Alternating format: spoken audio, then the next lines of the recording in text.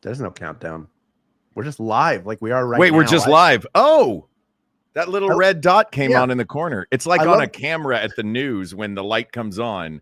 That's when you know your camera's on. I hope somebody logged in and got that great view of two people who aren't sure if something's live looking back and forth to the top corners of their screen. Like that's where it's going to show up. Like, oh, will I see it? Is it somewhere in the room? Is there somebody behind my computer who's going to do one of these for me? Look, if I have any question ever, the rule is just look at a screen. All the screens have all the answers now. At a restaurant, it's the menus on a screen. Or at a bar, the rankings of all the people playing bar trivia are on the screen. Yeah. It's all on the screen. Movies. For all the thousands and millions of people who are logging in and seeing us for the first time and don't know what we are, you want to explain what this is? Oh, sure. Hi, everybody. My name is Mark. This is Hal. We Got This with Mark and Hal. You ever go to a bar and you're sitting with your buddies and you're having a pointless argument like, should you put ketchup on a hot dog? Should you roll your toilet paper overhand or underhand? All these different things that you really argue about very intensely that don't seem like they mean a lot. That's what we're here for. We got this. We settle the minutia. We are the Supreme Court of dumb. And that's what we're here to do today. What are we doing on this particular episode, Hal? What are the people arguing about in the diner at night? At 3 o'clock in the morning, you finished your night out or you finished your shows or whatever. If you're us, you finished your shows for the night. You're out late and you are intensely arguing about something that is very, very important. What is that today? I'm so glad you asked. Normally, this is an audio podcast that comes out weekly. Yeah. It's part of the Maximum Fun Network, so you can find it there wherever you get podcasts. But we also release different pieces of content for YouTube. What we have never done is an entire episode that has a larger visual component to it. So that's what we're trying here. This is an episode. If you've stumbled upon this, you have come across an episode that you will not find in any podcatcher. It only lives here at our YouTube channel. And that's why you subscribe, because you never know when we're going to do this again. And we want to keep you on your toes. Today, we are going to be talking about something that I think you brought up, Mark, the last time that we recorded, which is this idea of iconic chain restaurants that have a silhouette, an outline, a shape to them that's very distinguishable. You could almost, if you removed everything and just had a silhouette, you could probably identify what building it is, what chain you're looking at. Exactly. We're going to determine, as two friends would in the night, one of them eating a bunch, the other one drinking a bunch. Drinking a bunch, and then we'll later pass out just like he did countless times in drunk history. So I know that that's not fake because I've seen him sleep like that in a bed of a hotel room that we were sharing. And I know that Hal comes by his late night diner street cred, honestly, because I've been in a diner late at night with Hal. I've also been in a hotel room when we were on the road doing live shows where Hal, while falling asleep with Guy Fieri on television in the background, was throwing shade like one-liner sentences like it was Mystery Science Theater, and he was just dropping them into an episode of until he fell asleep. Like, this is how Hal fell asleep. So having opinions about unimportant stuff is Hal literally can do it in his sleep. So that's why we're here. Yes, with my last bit of energy in each day as it draws to a close. Yeah, I am. You're going up against the mayor of Flavortown. Yeah, I'm giving opinions. And when we brought this up, like the shapes of restaurants, I would bet if you were watching this, you probably had at least 3 to 5 that you go, oh, that's iconic. That's got to be the best one. So the fact that you already have an idea means that you're about to be validated and very happy or very upset. Either way, welcome to the world of We Got This with Mark and Hal. This is how this show works. Welcome to yelling at whatever speakers you are listening to this through. So should we dive right in? Yeah, let's dive in. We've got a ton of images. Some of them are the same chain over and over again throughout the years because the shape has changed, but has remained iconic throughout. Some of them may be specific areas of these chain restaurants, but I think all of them have something to them that will strike a chord in your memory. And I think that's the thing like the first time you visit these, Mark, you're generally younger. That might be your first time going to any restaurant. So these things like stick in your mind, and whatever the version was that you first went to as a kid will stick with you as the correct version. Do you agree with that? I would agree with that. And I'm going to ask then, what credence are we giving to the design of the interior? Are we giving credence to the design of the interior, or is this strictly an exterior silhouette thing? I think it's mostly an exterior silhouette. I think we're going to go inside McDonald's because we're going to have to talk about Playland, both the outdoor and the indoor versions that have existed, just because that's so important. And not all the time do you see it from the outside. Sometimes it was held within. Sometimes you don't see it from the street. It's kind of tucked in the back. But I think that is an example of something that is inside outside that we have to consider. But other than that, like most fast food places are hard seats trying to get you to turn over, are like all the tables are printed to look like they have old newspapers on them, like Wendy's used to do. And I think Roy Rogers did it too. That. Yeah, me too. Like the aesthetic of vintage Wendy's is one of my favorites. And the reason I ask about that is one of the reasons is because of Wendy's, and Wendy's having a very specific interior look back in the 80s and 90s when they had the salad bar, but also the solarium. Wendy's was always known for that like glass greenhouse section that they always had. So whereas it doesn't, it's not as visually stunning as that roof of a McDonald's used to be. It is, once you go inside, then there is a stunning element to like, oh, I have this whole section of the restaurant that's like this glass atrium that I can go into. If we start, just Ken, if you don't mind bringing up the image of the Wendy's pre-solarium where it had that yellow facing. I think what people are going to notice looking at it right away is that it's just a brick square. Like a lot of fast food places will become banks, and then banks will become fast food places. Then all of it will become a Spirit Halloween store at some point. But like the most notable thing about this building is that yellow facing along the top, right? Yeah. The yellow facing, and also what look like printing labels that have not been printed yet. It was like the exterior designer of Wendy's was Avery. And they're like, what would you like, an Avery 2130 just going around the whole perimeter of the thing? Great. In yellow? Okay, we'll do that. But I love the font of old Wendy's. I love that it looks like a playbill from an old vaudeville theater. It's designed to be old fashioned, because wasn't it called Wendy's old fashioned hamburgers? None of those microchips that you find in your hamburgers today. These are old ones. You press them out with a hand crank. That's right. These old fashioned hamburgers, you have to print out the recipe. It's not going to give you turn by turn recipe just on your phone. There's someone back there moving all of the different pieces to actually print out the menus and do it by hand. It also does look, with those name tags, it looks like Wendy's is hosting a mixer that nobody's going to show up to. It's just a bunch of blank name tags on a table with a Sharpie sitting next to them, waiting for people to show up. And the least cool girl in class is sitting behind that desk going, hope someone's coming to the reunion. I told everybody on Facebook. I don't know why I didn't get any responses. I don't know why. Yeah, you know what? And people really like to argue politics on there.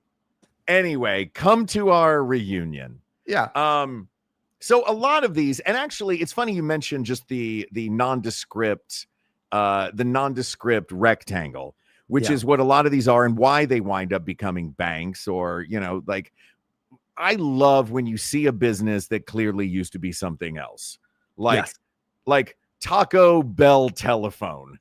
You know what I mean? Like you look at it and you're like, this clearly used to be a Taco Bell, but it's now a telephone store. And this is what started this actually, was there was going around the internet recently stories of why all of the people, asking questions as to why fast food places and chain restaurants used to look cool, and they don't look cool and iconic anymore. Like you look at a McDonald's now and it's just a brick or concrete or glass building with an M on the side. That's it. A yellow M on the side of the building. It's the minimalist, and it's because, according to everything that I've seen on the internet, it's because when you're done with this building, you don't want people thinking, "Oh, that cell phone store clearly used to be a Taco Bell or used to be a Pizza Hut." So Right. they want it to be, they want it to be a multi-purpose building because the corporation or the franchisee owns the land and the building that is on top of it. And let's say your Jack in the Box doesn't remain a Jack in the Box.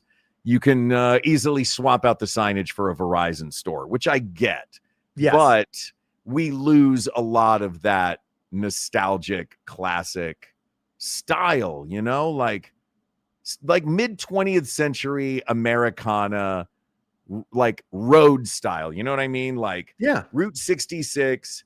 Let's give you a visual weenie that you can aim toward, whether it's a big Jack in the Box in the sky, or in the case of Arby's, a giant hat on a sign. Maybe that's another episode for later, which companies have the best roadside billboard version of their signage. Yeah. Because that is a big part of it.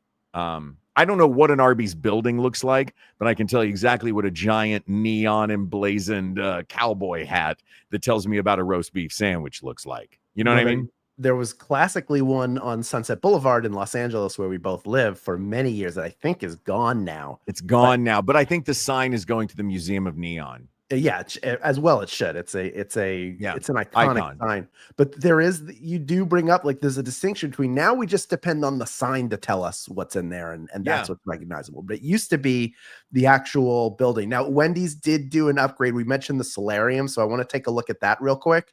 And the second you see this, you're going to remember eating a hamburger chicken sandwich and sweating profusely, because no matter what time of year it is, you're basically like an ant sitting under a microscope with the sun. Yeah. You become that shot from Frosty the Snowman where the little girl is just crying over a puddle with a top hat. Like, you become the puddle with the top hat. That's right. If you go into that little solarium. And also, that said, Wendy's interior, like, this is a very nice exterior. It's fine. It's not terribly, it's kind of nondescript. Of all of the angled roofs, this one has a little curve and it's mostly vertical. Really, Wendy's, it was about the interior. It was about that giant money losing salad bar. Yes. That inexplicably had my favorite section of any salad bar, the ballpark nacho cheese and bin of ground beef that you can make nachos in. Sure. And then it had like a pasta section, didn't it? It had like a spaghetti and marinara section. It was crazy, this salad bar. I don't remember that, but I also got the same thing at Wendy's every time I went. I got a hamburger and fries. Just a hamburger and fries, a cheeseburger and fries. Square burger. Yeah, give me that square burger, that weird square burger.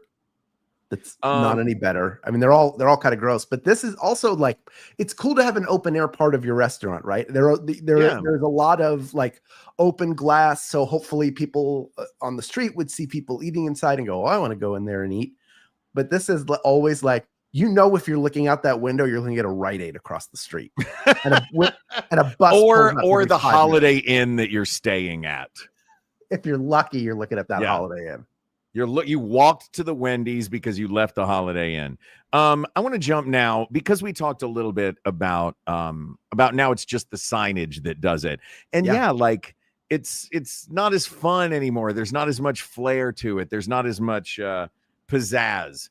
Like, you look at and Ken, where I'm going is old school McDonald's. You look at, like, the golden arches now are just two yellow arches that create an M, right? On a nondescript rectangle. Back in the day, early era, the golden arches were real golden arches.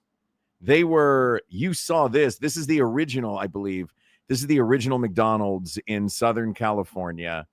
I mean, that to me is like a cool mid-century. It's funny, this isn't the version of McDonald's I grew up with.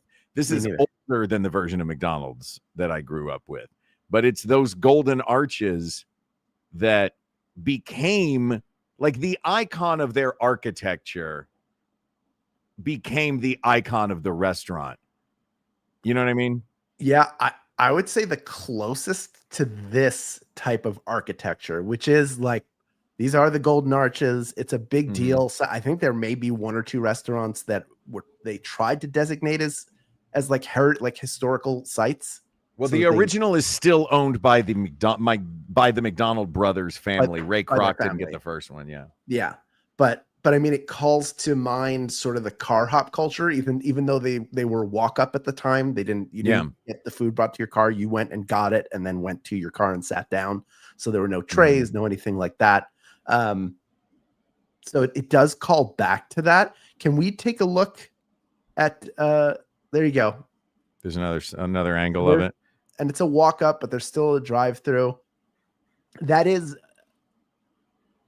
the reason why I balk at it is for the generation before us, this means McDonald's. For us who are old enough to remember that this existed, but wasn't part of our childhood, it's still sort of part of it. Can we take a look, Ken, at the McDonald's from the 70s, please?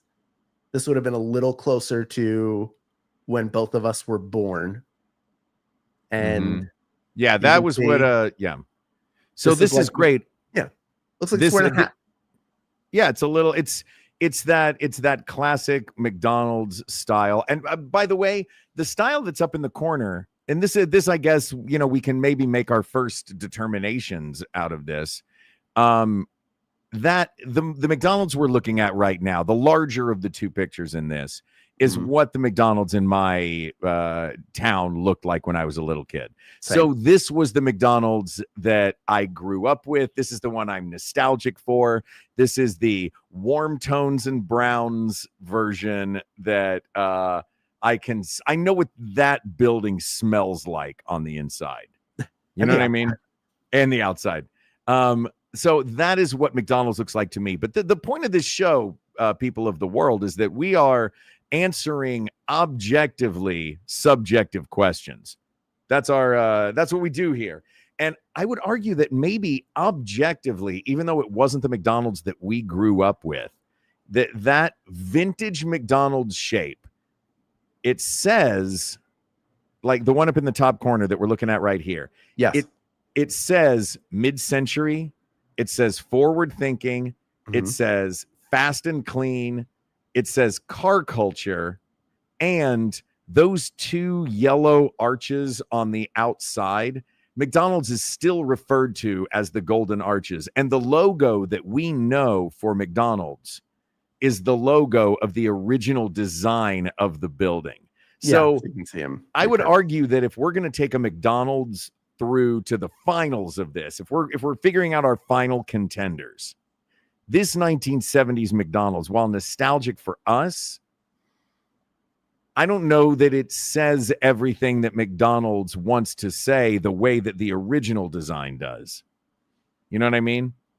Yeah. We're fast, we're Californian, we're car culture. Yeah. Like this feels, the one that we're looking at feels like a 70s safe. I'm going to go inside. I'm going to have a good time. I'm going to get a Happy Meal. It's the era of red and brown and yellow. Yeah. So that's what you're getting here. For some reason in the 70s, everybody decided, like, wouldn't brown be the good color for everything? Yeah. And I don't know why that there are very few things outside of, like, there are lovely brown eyes. Nothing wrong with brown eyes. Thank you. Hair. I've been waiting. I wanted to point that out. Those beautiful brown eyes. But also, like, should your carpet be brown? You want brown walls? You want brown fabric for everything? Like, no, it's really that matched with, do you remember the trend in the late 70s and 80s where people would put that reflective wallpaper up in their powder rooms? No, so I don't know about this. I'm much, much, much younger than you, Hal. You are much younger. You go in and it would be like Enter the Dragon every time you had to use the bathroom.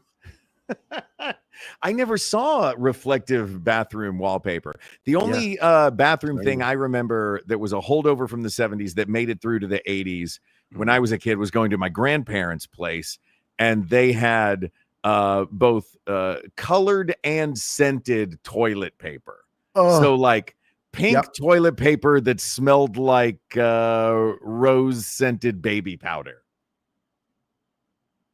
Just nasty. Yeah. Way worse. Oh, this is exciting. I was going to say, I don't know what Ken's going to give us next. Oh, this is the red and yellow version. Less brown, more red and yellow.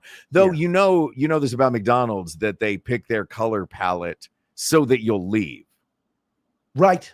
Yeah. Yeah. McDonald's wants a color palette that is jarring so that you don't sit in there in the comfort of their buildings for a very long time. Which are also uncomfortable. Those hard stools and chairs that don't quite fit a human body are designed.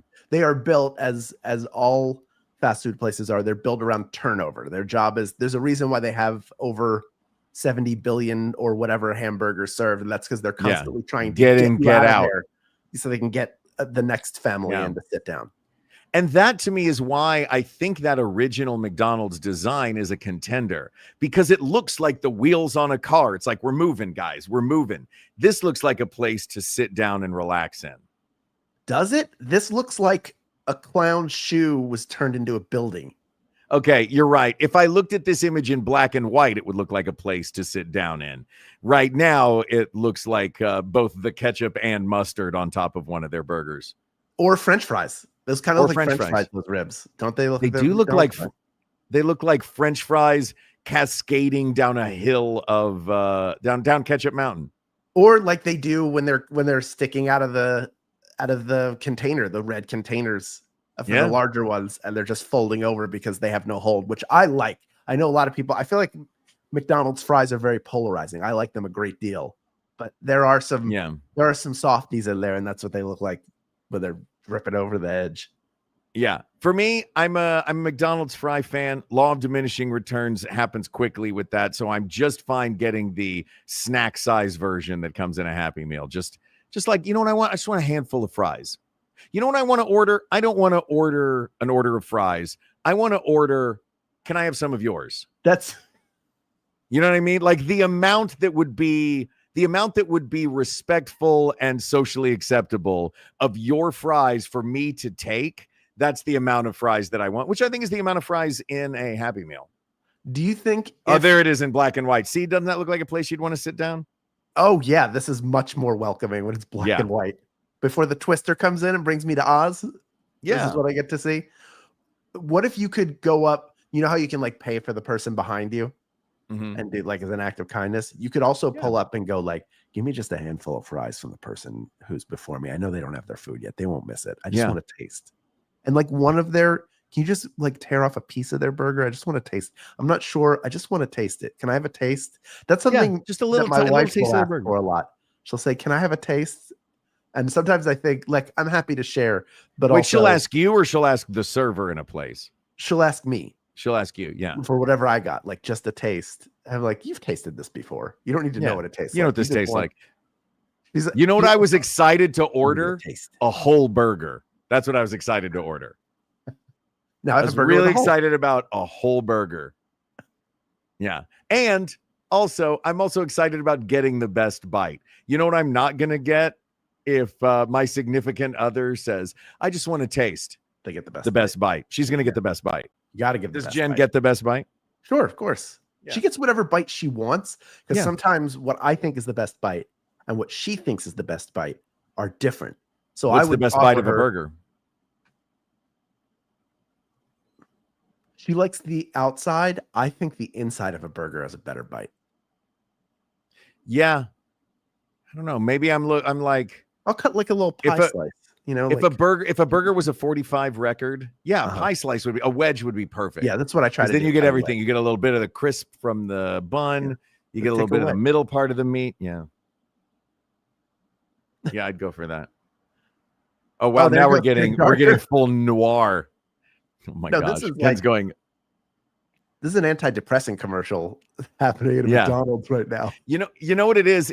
There's the color version of the photo that we saw at the beginning, and as we're going to commercial, an announcer says, and then things went terribly wrong, and the picture goes to black and white, and then he ends with, when we come back.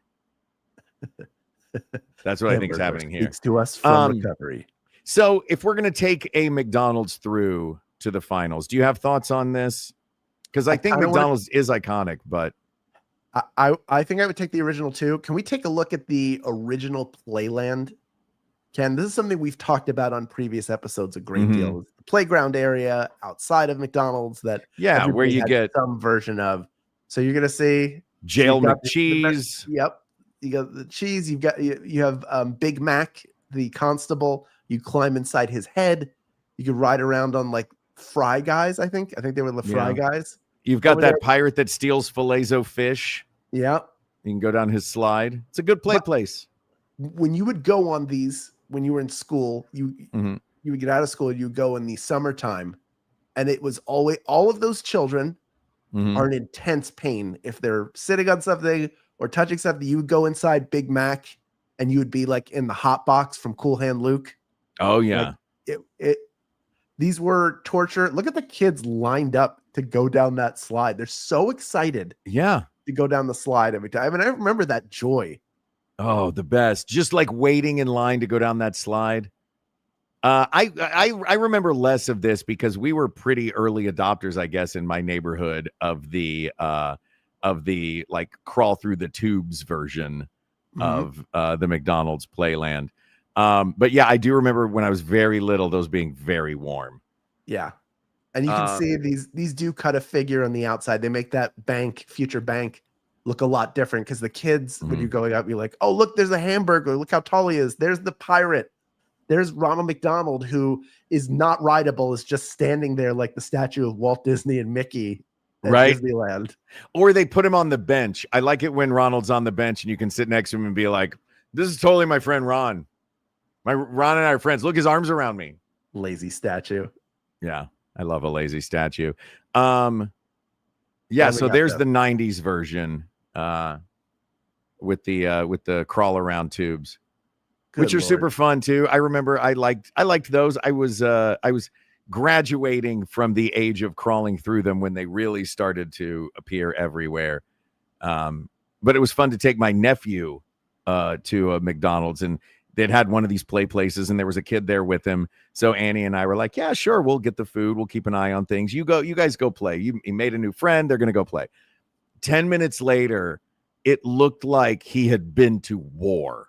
When he returned, just completely disheveled. Both of these kids. It looks like there's a fight club that we're not allowed to know about inside those tubes. And because the first rule of Kids Fight Club is you don't talk about Kids Fight Club, when they come to the table, you're like, what happened in there? Nothing. Well, those things, like if you think that the inside of Big Mac's head was a hot box, imagine going to those when it's hot outside. The whole thing's just an oven, and then it's filthy in there. Who's cleaning that?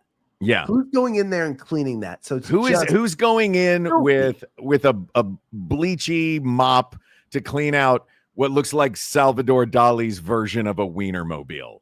Like, how do you get into all the nooks and crannies of that? You don't. So, but kids don't care about that. They just want to go play in the tubes. Yeah, that's true. But I think if we're going with McDonald's, it's the original version.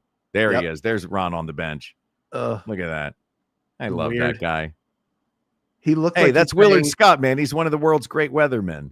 He looks like he's saying, yep, I can see you. You're doing great. Okay. And then immediately going back to his Danielle Steele novel that he's been trying to read, because this is his time for a little bit of Ronnie McD time to himself to find. Ronnie needs to relax on a bench. Yeah.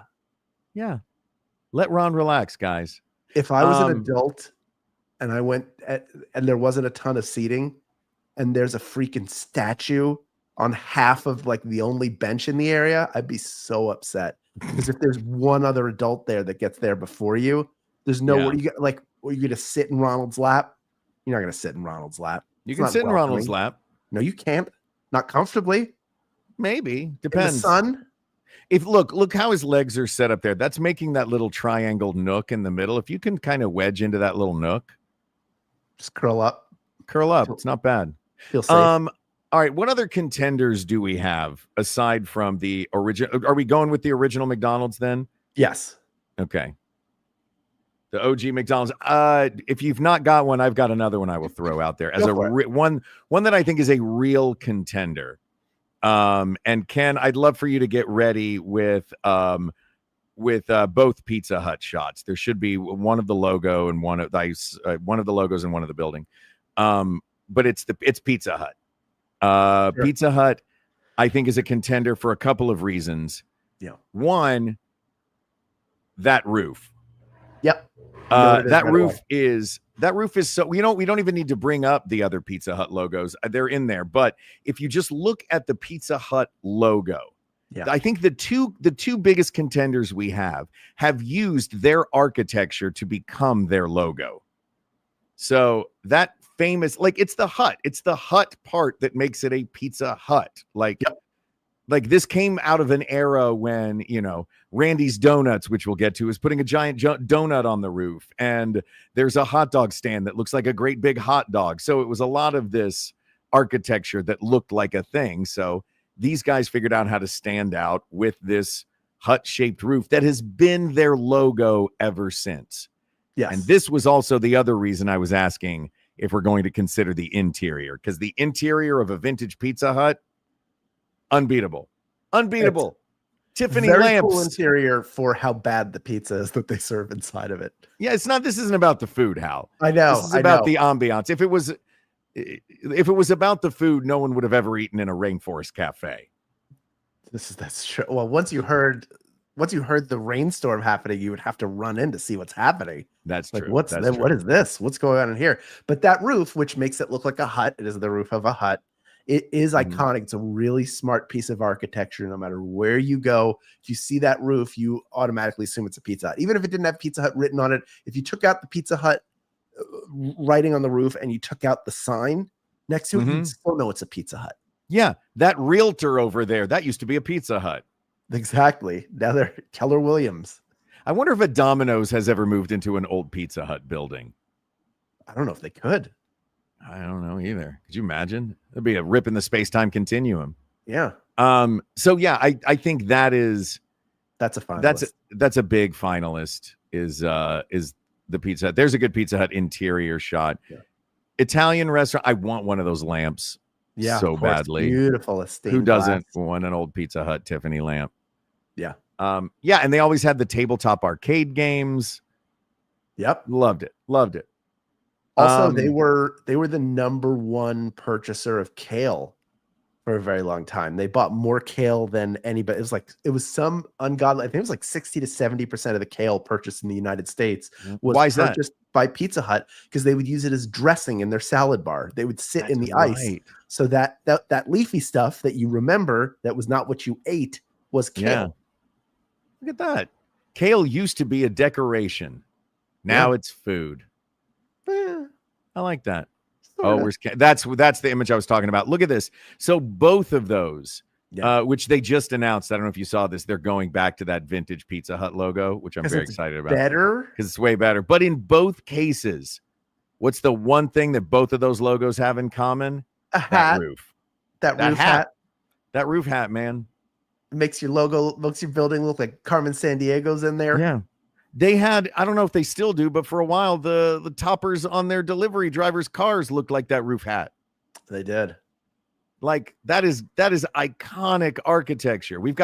So far we have two great contenders. We've got the Golden Arches and the Pizza Hut roof. Yes. What else do you think are on our list of contenders? I want to look at IHOP because this is the first real Pizza Hut is also not fast food. This is an original IHOP, which was meant to give you an international feel by looking like a chalet, like a ski chalet. Yeah.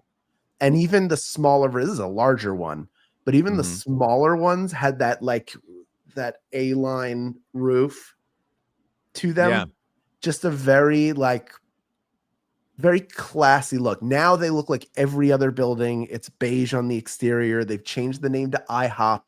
Because they serve more than just pancakes there. But this was the original that we all of a certain age grew up going to. We were there for the death rattle of International House of Pancakes. and the birth of IHOP, which is what we were all calling it anyway. But that's our name for it. It's not for you to change your name. Your pancake plate. Like nobody, does anybody sincerely go to IHOP because they like a dish that's not pancakes there? You may order something that's not pancakes, but you don't think like, I got to get a really good T-bone steak. You know where I'm going to go? IHOP. IHOP. No, it's not a breakfast place. It's called IHOP. I don't know what any of it means. I just like their steak. It's a good steakhouse, right? Like, don't lean into what you are. Yeah. Bring back lean in. Also, lean into pancakes, guys. It's the best profit margin. It's a nickel to make a stack of them, and you can sell it for $15. Yeah. It would be nice if they had one thing that they were like weirdly known for being great that had nothing to do with it. Like I went to IHOP yesterday. You went to the International House of Pancakes? Yeah. Did you try the pecan crusted salmon? Oh my God. Everybody tells me to go get the pecan crusted salmon at IHOP. It's the best. You're going to think I'm crazy, but when I go to IHOP, the only thing I order is the foie gras. I refuse to get anything else. Yeah. Yeah. And I feel like a billionaire when I eat it. It's incredible. I love their attempt to represent all the different countries of the world with their different syrups, but really it was like the country of strawberry.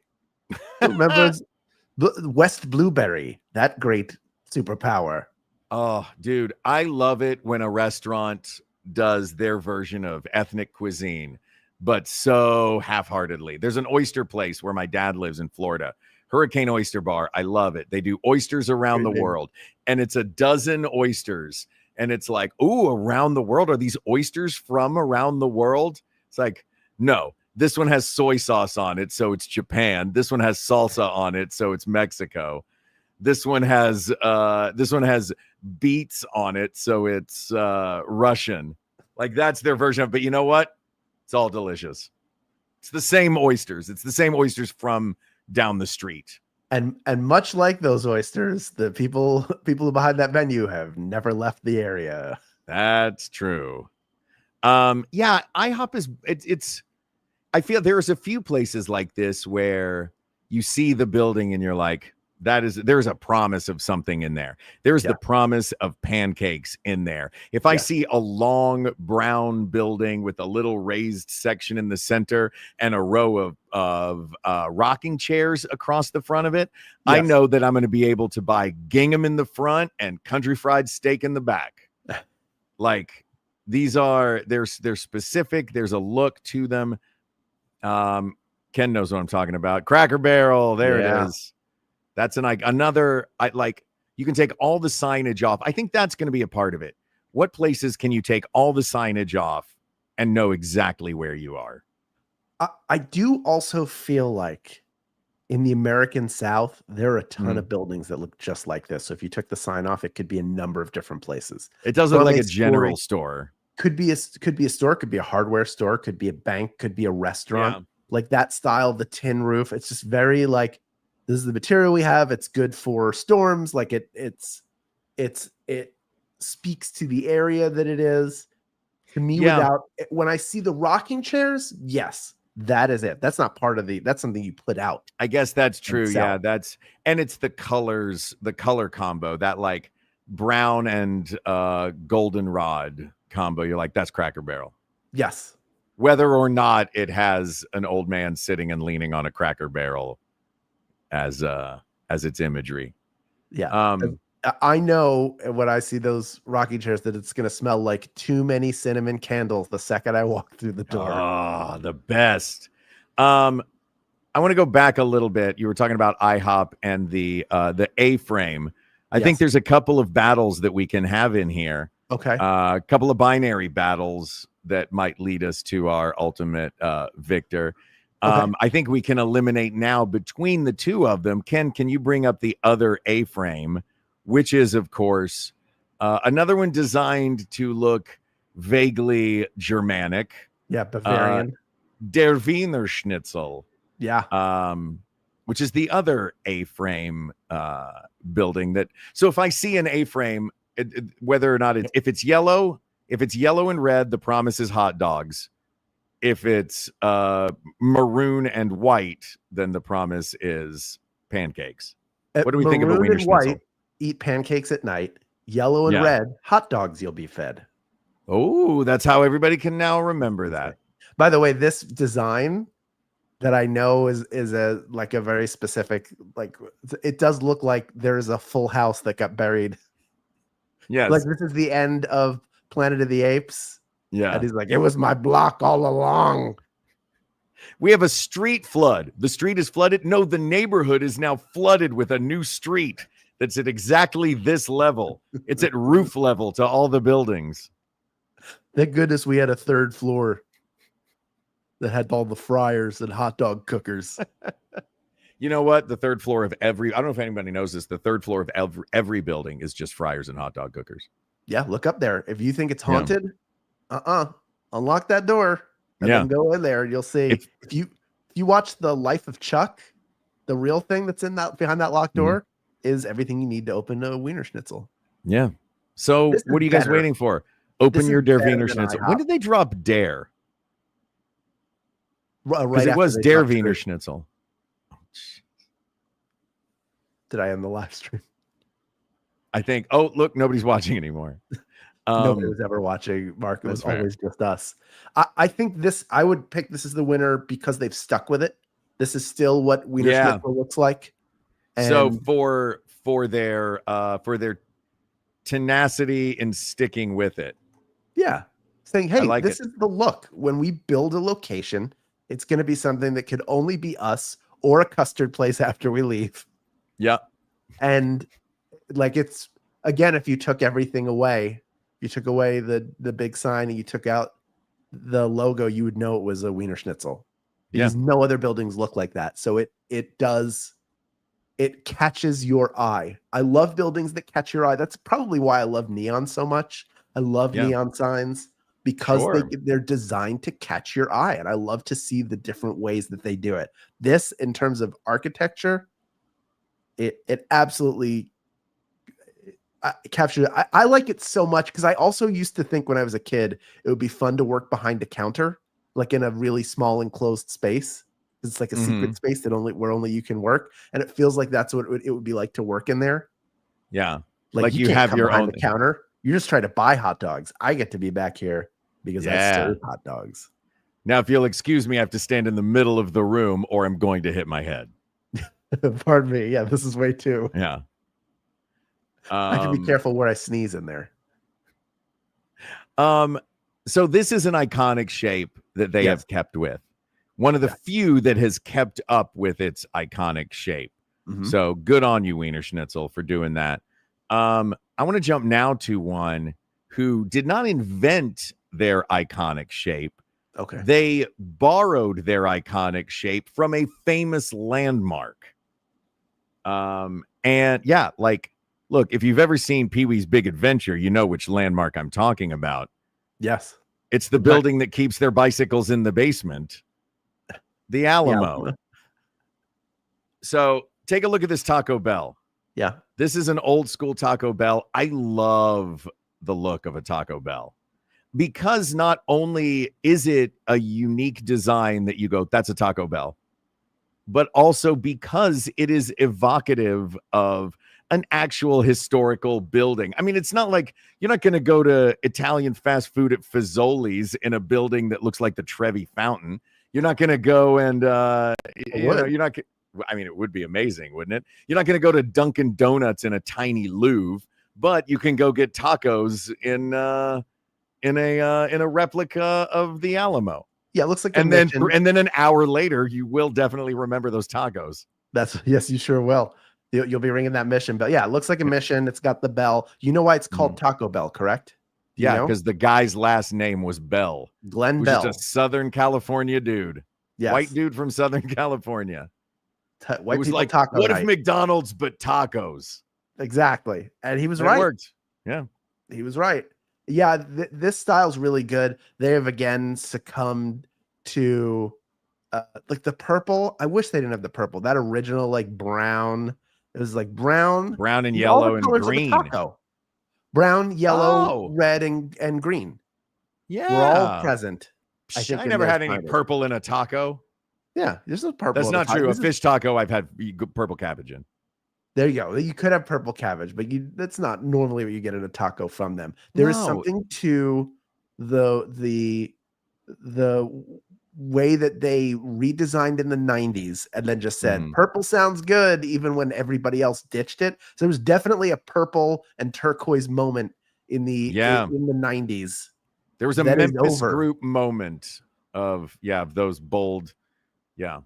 Taco Back when Bell they were selling Crayola Bold, and it was fuchsia, and exactly those 90s colors. That is not the palette we're using anymore, Taco Bell. You could ditch it. The classic ones were just fine. You don't see many of these anymore, though, because when they're built now, it's built in that square, so it can turn into a yogurt place in 3 months. Yeah.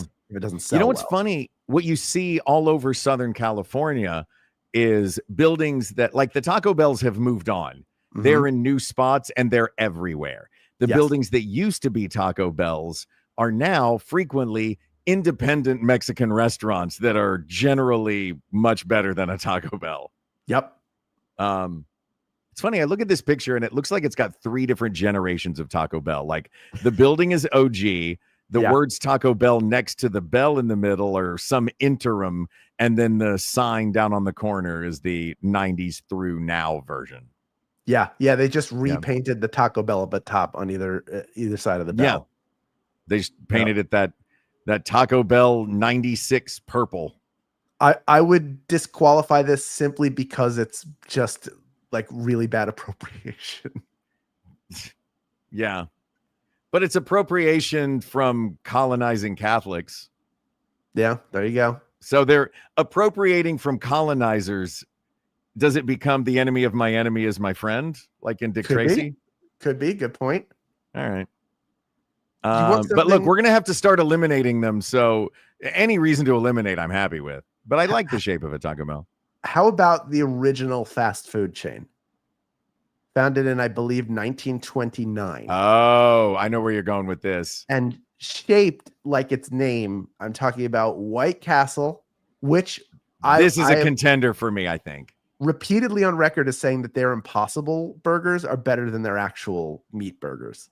Their Impossible burgers are so good. It's insane. But look at this place. That is how you make a fast food joint. Yes. Or a mobster's house in a 1990s movie. Yes. Do you think that some people might be confused by this? Like, you see the A-frame of a Wiener Schnitzel, you're like, I'm gonna get a hot dog. And then you see this building and you're like, I'm gonna get a certificate of nobility. Like, does anybody think this is a real castle when you drive it? You're like, oh man, I didn't know that this neighborhood was doing so well that royalty is living here now. You're driving through. Did we get a new baron? I had no idea. I think we got a new baron. Oh, wow. Yeah.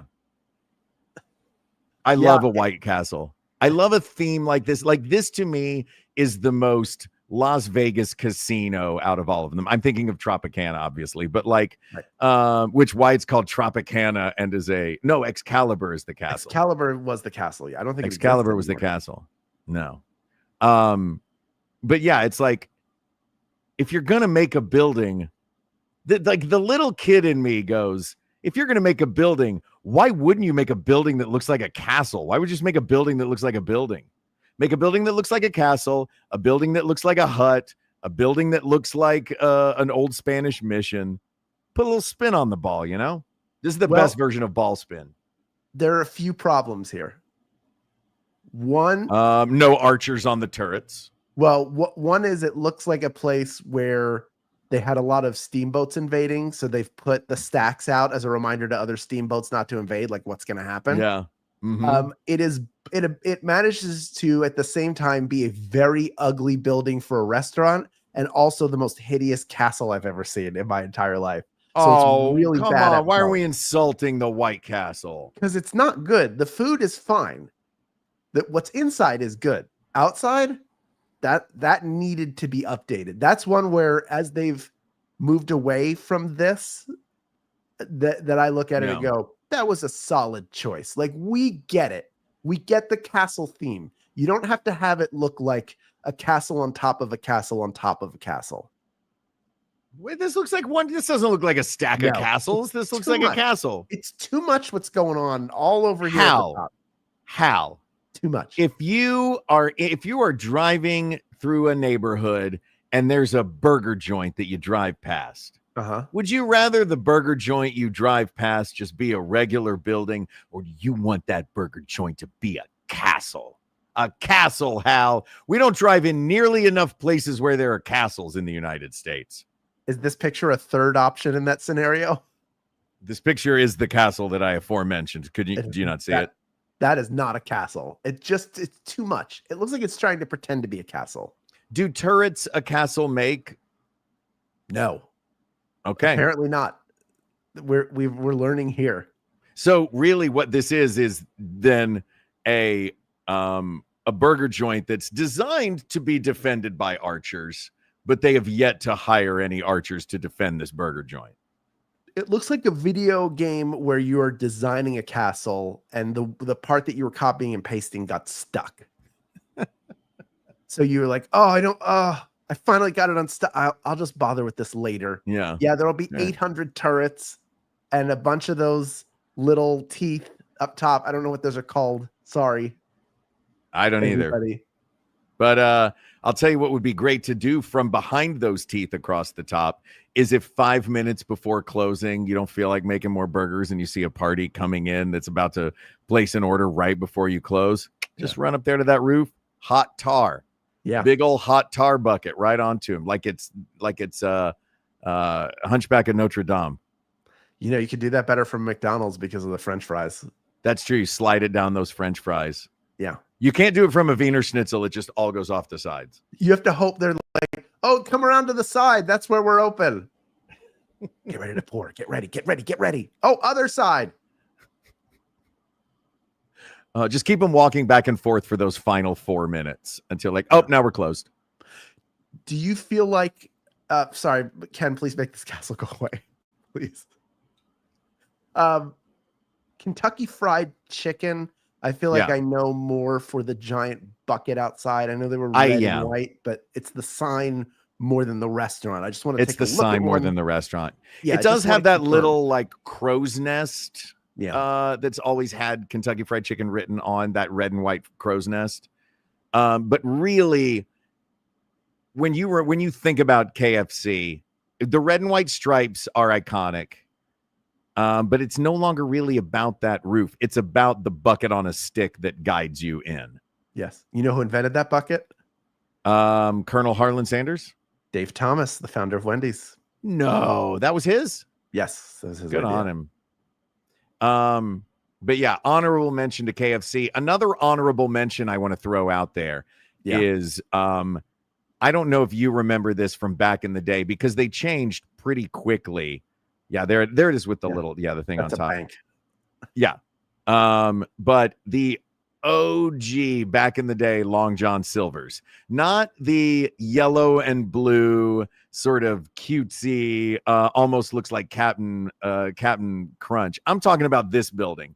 This building that looks like they took a Chesapeake waterfront fish restaurant. Yeah. I was obsessed as a kid with the fact that there were pylons with the big hemp ropes across it. Out of anywhere in our town, this is Knoxville, Tennessee, grew up in the suburbs of Knoxville, Tennessee, and of anywhere in the town that felt evocative and made me feel like I was going somewhere else, I felt like I was on a New England vacation when I went to Long John Silver's. And so that is if you can't see it, that is a proper deck. Like you would see in a marina on a dock going out. It's not a deck, a dock. The deck is a dock. And thematically, it's not as iconic structurally, but thematically and visually, nothing took me to another place the way Long John Silver's did. Feels like you're on vacation. Did we look at Sonic also? Sonic has managed to keep the car hop alive. Mm-hmm. So it feels like you're going to eat in the 50s or 60s. And it maintains that feeling to this day. Even though it's an updated look, See how it feels like the McDonald's? It has all those things like the warmth, the color. You pull up and you order and they bring it to your car. Like it's not everywhere. No, it's hard. Like not here in LA, you have to drive. We'd have to take a drive to go to Sonic. We've talked about it before. But we have to do it because I've been to the Sonic that's not far from LA. We need to have what we need to do is have us a Southern day. My buddy Brandon will do this with a group together. We will go to Cracker Barrel, Bass Pro Shop, a minor league baseball game, and then end with cherry limeades at Sonic. And it is the most wholesome, the deep South afternoon you can have. Super fun. I'm in. That's fantastic. But yeah, the Sonic to me feels more about the strips of menus and parking spots down the side, which is the iconic part of it to me. Like, as I knew you were putting a Sonic image up here, and I thought, I wonder what it'll look like.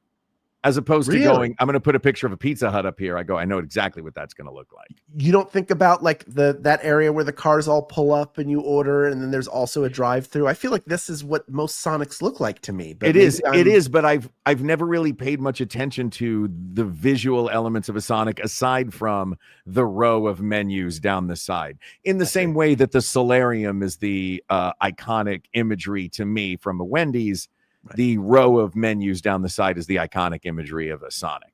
Yeah, this does look like it was slapped together in 1990.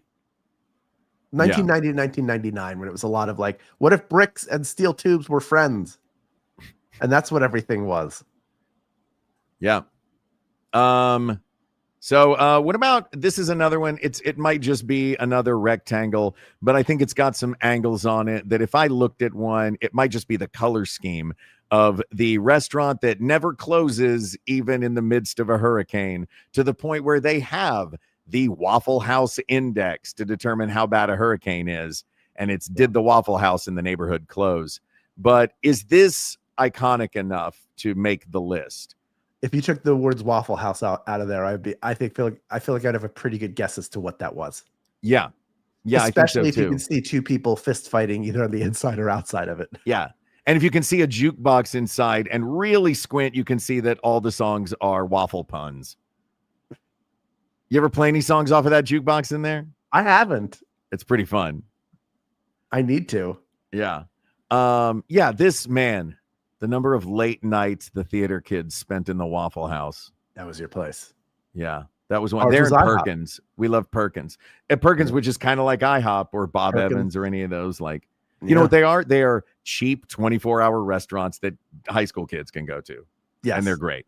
And there's usually an adult eating there at the same time that wishes there weren't a bunch of high school kids in there. Talking about how great that production of Oliver went. Oh, man. Your Artful Dodger was so artful. Consider yourself a friend. And consider me a fan. Can't wait to see what you guys do with Pippin in the spring. What else do we? What else do we want to take a look at? We've got a few more on the list that we haven't really dove into. We're coming up on our hour. We said we could do this in an hour. Yep. So shout out some last minute shout outs. Do we have any shout outs we want to offer up?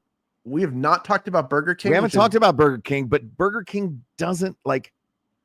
Visually, to me, it kind of looks like a halfway between a McDonald's and a Pizza Hut. It does. And then later on, they got their own color. They've got the very short roof, but also like this. To me, I'm not a Burger King fan. By the way, this picture that's up here, Choose Your Destiny, play the Star Wars game. Yeah. One of the only national commercials I ever did was at the time that this was made was during that game. When I met Darth Vader. Yeah, that's the one where Darth Vader comes to your house. Chad, right? Playing the Choose Your Destiny game. Chad, yeah. Your name was Chad on that. It's a great commercial. You can find it on YouTube. It's worth looking up. Oh, thanks. I wish we had it. I wish we had it loaded up for this, but we do not. My gosh, I'm not going to make Ken go grab it. Although he may have it somewhere. Well, that's for another time. We'll do that another time. I don't know that Burger King's a contender. I think it might be a two-way race. Yeah, I think it might be too. Do you want to look at I know you pulled Randy's Donuts, which is really just an LA place that has a couple more locations. Yeah. It's a chain, but it is an LA chain. I think there's a few places like that. Those one-offs, you know what I mean? Yes. Randy's Donuts I had put on there. This is down near, if ever you fly into or out of LAX, this is a place you can go that is 5 to 10 minutes from the airport. Famously, Iron Man sits in the middle of it during one of the movies. Yes. And this is, I believe, it's not the actual original Randy's. That one is, it's sunken a little deeper, so you can walk up to that window in the front. There's no like walking inside. It's a walk-up window, and then you drive around to pick stuff up, and they've got the big sandwich board, and you order from them. It's very good. Do you want to throw Ken a bone? Also, for what was the other one that Ken wanted, that Ken was throwing out for us? He wanted to include Popeyes, but just the picture of it from Supergirl, not because it has a notable structure to the building. He just wants to see Pope Yes. All right, let's see Pope Yes. Pope Yes. Let's put Pope Yes on. There you go. There she is standing in front of it. Again, there's very Supergirl. Similar. Like, they don't look like that anymore. They're more of the orange now, orange blocks. That is the signs are great. Yeah. And who doesn't love Helen Slater as Supergirl? But no. It's McDonald's Golden Arches, or it's the Pizza Hut roof. It's the two that have been used, that their architecture became their logo. It was so iconic. It's hard, though. You know what I would say? What would you say? If you agree with me, I would say that McDonald's has radically changed their look over and over and over again of their buildings. Yeah. Now, when you walk in, it looks like the future from Bill and Ted's Excellent Adventure had sex with an orthodontist's waiting room. That's what it feels like inside. And the outside somehow feels like that too. It feels very like corporate, and they're all going to look like this. Maybe you find an older building that's a little bit more in disrepair that looks closer to that 70s, 80s. But Pizza Hut cannot escape that roof. Yeah. When they people reject it changing because they want that roof back. I know people have nostalgia for those golden arches, and it's a cool design, but also it makes no sense to have a building with a pylon in the middle of it. You could put a table there that you try to usher people out of really quickly. And also, you mentioned not just the arches, but the golden arches. Imagine that McDonald's building if those two arches on the sides were not painted yellow. Do it just in black and white, or just the silhouette. That Pizza Hut roof is unmistakable. Well, I think the arches, you would figure out what it was just from the shape of it. You would go if it's the two of them together making the M, but if it's just the building with the two arches on the side, since that's not the McDonald's we grew up with. But you and I would know. You and I would know, but the general public, because we eat at McDonald's too much and are nerds for stuff like this. Yes, that's right. But that building in the top corner, if that didn't say McDonald's and the arches weren't yellow, I'd be like, oh, that's a cool building from the 50s, potentially. It's been that design has been defunct for over 50 years. That red roof Pizza Hut. Now that there was a story about them opening a Pizza Hut that looks like a classic retro, that has the interior, the Tiffany lamps and the red cups and everything that you saw in that interior picture of the Pizza Hut. I think that roof, I just think that's the best one because it's the logo. It's unmistakable wherever you are. Yeah. And it hasn't been turned into anything like the golden arches have now become, well, let's smush them together and make an M. That is always a roof. That is the roof of the building. It is the roof of the logo in every iteration of that logo. Yeah. Yeah. I think we have our answer. Yeah, absolutely we do. So for those who don't know our show, yes, Hal will now close our show in the traditional manner where he climbs to the top of the hill and lets all people for all time who have ever argued this know what the correct answer is. Yes, people of the world, stop fighting. All we want all Mark and I want is for you to get along with one another. There's enough fighting out in the world. This is the place where the fighting stops. We settle the argument so you don't have to argue anymore. You don't have to worry about what the best piece of architecture around a chain restaurant is, because it's that roof. And not only does it tell you it's a Pizza Hut, but later on when that becomes a US bank, you're going to wander in going, hey, this used to be a Pizza Hut. And you'll be excited that you're banking at the Pizza Hut. It's always going to be a Pizza Hut because of that roof. They cannot escape it. They had to go back. They used a white silhouette of it in that weird 1990s, early 2000s logo where they're like, it looks like a pizza, get it? And then we smudged in the sauce the words Pizza Hut. They're going back to that roof, that dependable roof, that recognizable roof sits over the words Pizza Hut the way it was meant to be, because it is the best chain restaurant architecture. Asked and answered. Well, this was delightful, Hal. Thank you to all the people who have joined us who might not know our show. Thank you to the people who are here, who are people of the world, longtime people of the world who know our show and listen to us. We cannot thank you enough. And to all the new folks out there, check us out. We're on the Maximum Fun Network. Visit MaximumFun.org, and we're on there or anywhere that you get your podcasts. Absolutely. You can follow us on all sorts of social media. We're at We Got This. You have won $1 million. Brendan,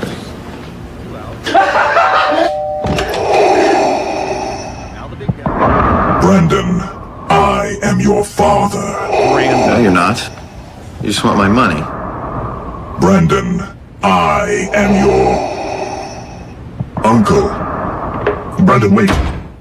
Play Choose Your Destiny at BK. Every game piece can win. Star Wars Episode 3 is in theaters May 19th. 20 years ago, I did that commercial. Amazing. Crazy. June 2005 was when it ended, so over 20 years ago. And you look even better now. Hey, you look even better now. Well, thank you. In 2005, maybe.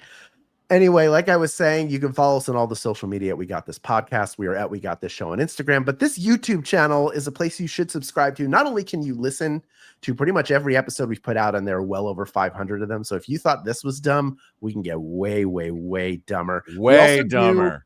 We do live streams. We do exclusive content here. So this is a good place to use as your hub for all things We Got This. And We Got This Podcast. Just click that subscribe button. It costs you nothing, and it means everything to us.